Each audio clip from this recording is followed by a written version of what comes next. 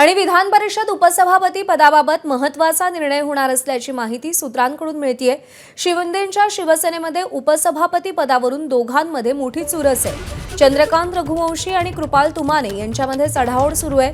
चंद्रकांत रघुवंशी हे उपसभापती व्हावेत यासाठी उत्तर महाराष्ट्रातील 9 आमदारांचं उपमुख्यमंत्री एकनाथ शिंदे यांना पत्र गेलेलं आहे, तर कृपाल तुमाने सुद्धा या स्पर्धेमध्ये आपल्याला दिसून येत आहे।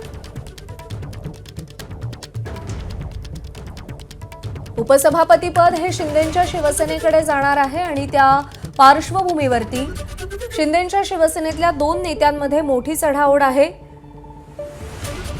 कृपाल तुमाने आणि चंद्रकांत रघुवंशी या दोघांमध्ये उपसभापती पदासाठी चुरस सुरू आहे। चंद्रकांत रघुवंशी हे उपसभापती व्हावेत यासाठी उत्तर महाराष्ट्रातील 9 आमदारांनी उपमुख्यमंत्री एकनाथ शिंदे यांना पत्र लिहिलेलं आहे। नीलम गोऱ्हे यांचा कार्यकाळ संपल्यानंतर उपसभापतीपद रिक्त आहे। काल सभापती राम शिंदे यांनी उपसभापती पदाचा कार्यक्रम जाहीर केलेला आहे आणि त्या पार्श्वभूमीवर शिंदेंच्या शिवसेनेकडून सध्या 2 नावं आघाडीवर आहेत। अक्षय भाटकर आपले प्रतिनिधी आपल्याला अधिक अपडेट देतील। अक्षय, चंद्रकांत रघुवंशी आणि कृपाल तुमाने या 2 नावांमध्ये चढाओढ आहे, कोणाचं पारडं जड आहे आणि कसे प्रयत्न केले जात आहेत चंद्रकांत रघुवंशी आणि कृपाल तुमाने या दोघांसाठी सुद्धा?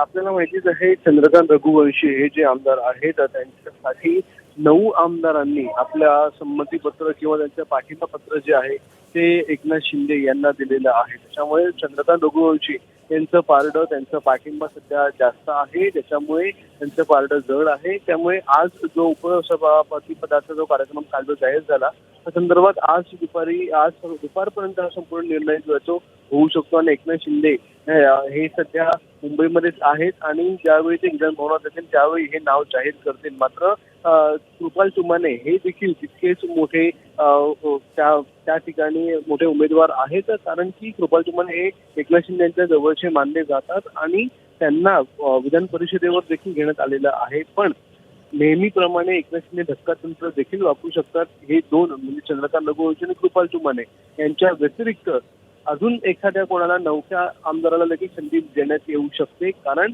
एकनाथ शिंदे दरवेळीच धक्कातंत्राचा वापर करतात।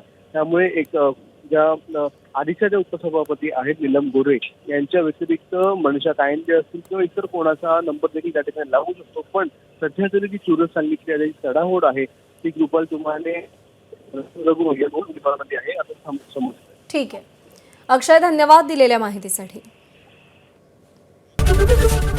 एबीपी माझा, उघडा डोळे बघा नीट।